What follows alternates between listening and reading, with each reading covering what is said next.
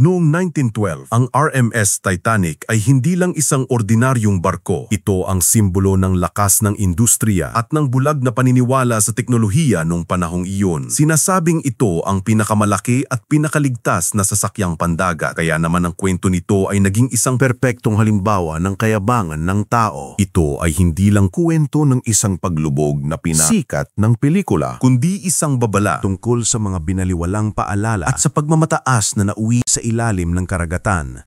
Ang Titanic ay isinilang mula sa matinding kompetisyon para sa karangalan sa mga ruta sa karagatang Atlantiko. Inatasan ng White Star Line ang kumpanyang Harland and Wolff sa Belfast na gumawa ng 3 mararangyang barko at mas pinagtuunan nila ng pansin ang karangyaan kaysa sa bilis. Sinimulan ang paggawa nito noong Marso 1909, isang napakalaking gawain na nagbigay ng trabaho sa libo-libong tao at naging sentro ng ekonomiya ng Belfast. Sa loob ng mahigit 2 taon, unti-unti nabuo ang katawan nitong gawa sa bakal, isang simbolo ng lakas ng industriya ng Imperyong Briton na idinisenyo para magbigay ng paghanga sa bawat detalye.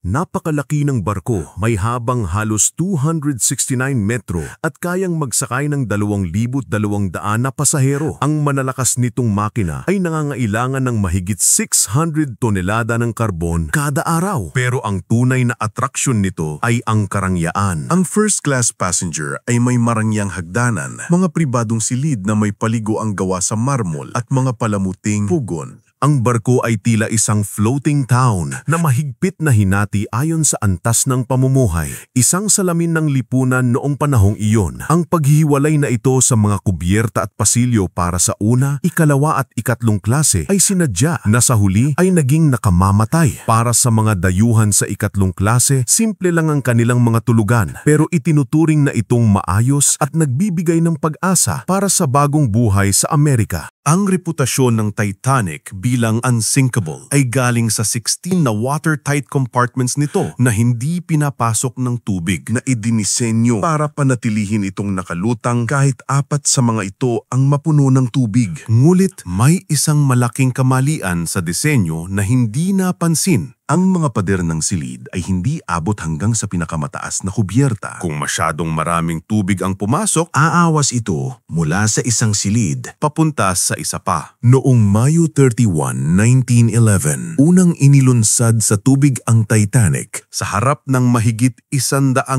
manonood at kinilala ito bilang pinnacle of modern engineering. Pagsapit ng Abril 1912, kumpleto na ang gamit nito at handa na para sa kanyang unang paglalayag na nangangako ng pinakaelegante at pinakaligtas na pagtawid sa Atlantiko sa kasaysayan.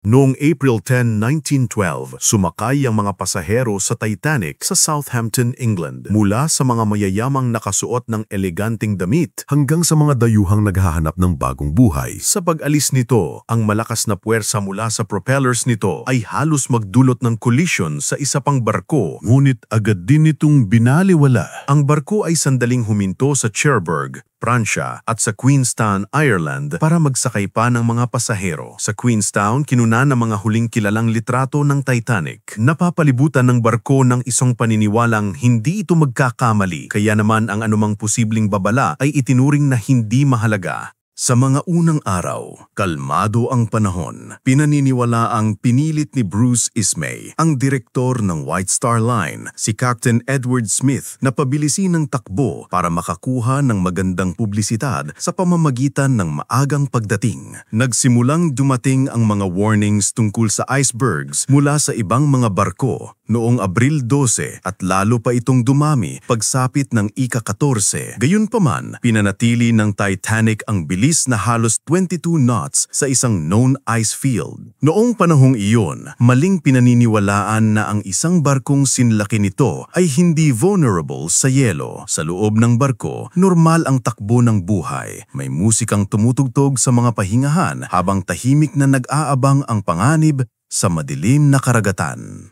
Madilim at kalmado ang gabi ng April 14, kaya mas mahirap makita ang mga tipak ng yelo na karaniwang nakikita dahil sa mga alon na humahampas dito. At least 6 distinct telegraph warnings ang natanggap noong araw na yon, pero hindi lahat ay nakarating sa command center ng captain. Alas 10 ng gabi, ang lookout na si Frederick Fleet ay umakyat sa pwesto niya ng walang dalang binoculars. Alas 11:40 ng gabi, nakakita siya ng isang malaki at madilim na anyo sa kanilang harapan at 3 beses niyang pinatunog ang warning bell. Agad na kumilo si First Officer William Murdoch. Iniutos na i-reverse ang mga makina at iliko ang timon. Ngunit dahil sa bigat ng barko, imposible nang iwasan ang kolisyon. Sumayad ang gilid ng barko sa tipak ng yelo na siyang bumasag sa mga steel plates at nagbukas sa 5 watertight compartments. Mabilis na sinuri ni Thomas Andrews, ang designer ng barko, ang pinsala at sinabihan si Captain Smith na tiyak ng lulubog ang Titanic at mayroon na lang silang marahil 2 oras. Alas 12:10 ng madaling araw, sinimulan na ang mga distress calls, ang CQD at ang bagong gamit na SOS. Sa kubyerta, kalmado pa rin ang sitwasyon dahil hindi binigyan ng malinaw na impormasyon ng mga pasahero. Ngunit sa ibaba, pinapasok na ng tubig ang langaunang cabins at nagsimula ng tumagilid ang barko. Karamihan sa mga crew ay hindi sanay sa mass evacuation at higit sa lahat, kulang ang mga bangkang pansagi para sa halos kalahati ng mga taong sakay nito.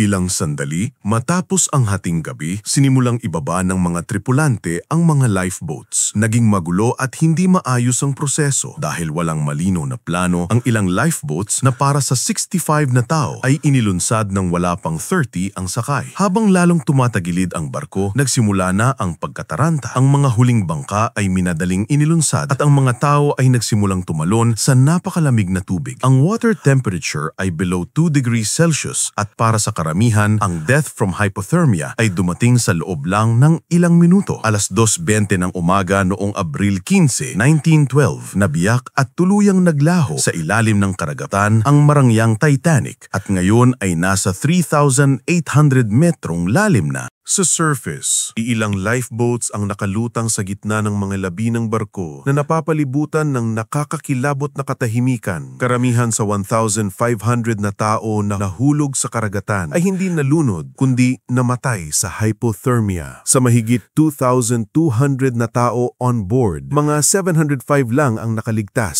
Sa loob ng ilang oras, ang mga nakaligtas ay nagsiksikan para labanan ng lamig habang naghihintay ng tulong na hindi nila tiyak kung darating. Alas 4:10 ng umaga, isang liwanag ang lumitaw sa di kalayuan. Ito ang barkong RMS Carpathia na buong gabing mabilis na naglayag sa gitna ng mga yelo gamit lamang ang mga koordinatong ipinadala ng Titanic para mahanap sila. Ginamit ng Carpathia ang sumunod na mga oras para sagipin ang mga survivors mula sa lifeboat. Sa barko, sinimula nilang ikwento ang kanilang mga karanasan habang ginagawa ang listahan ng mga nawawala. Ang balita tungkol sa sakuna ay kumalat sa buong mundo ng hindi kumpleto at magkakasalungat. Kaya naman ang mga pamilya sa New York at London ay balisang naghintay. Matapos ang trahedya, napag-alaman sa mga investigasyon na masyadang mabilis ang takbo ng barko at binaliwala nito ang maraming babala. Ang pangyayaring ito ay nagdulot ng malalaking pagbabago sa batas pandagat, kabilang na ang pag-require ng mas maraming lifeboats, ang pagkakaroon ng permanenteng radio watch at ang pagtatag ng International Ice Patrol para subaybayan ang mga tipak ng yelo. Ngayon, ang Titanic ay nakahimlay ng 2 piraso sa sahig ng dagat na babalutan ng kalawang at mga buhay dagat. Mula nang matuklasan ito noong 1985, maraming beses nang sinisid ang labi nito. Nagbibigay ng sense of reverence and sorrow. Ang paglubog ng Titanic ay nag-represent ng higit pa sa paglaho ng isang barko. Ito ang pagkawala ng confidence ng isang era sa sarili nitong technological supremacy. Nagsisilbi itong timeless warning tungkol sa dangers ng pagkalito sa progress at invincibility. Ngunit, sa gitna ng trahedya, may mga nagpakita ng pambihirang katapangan. Ang kwento ng Titanic ay naging eternal, hindi dahil sa laki nito, kundi dahil sa mga kwento ng mga tao, ng mga nawala at ng mga nakaligtas.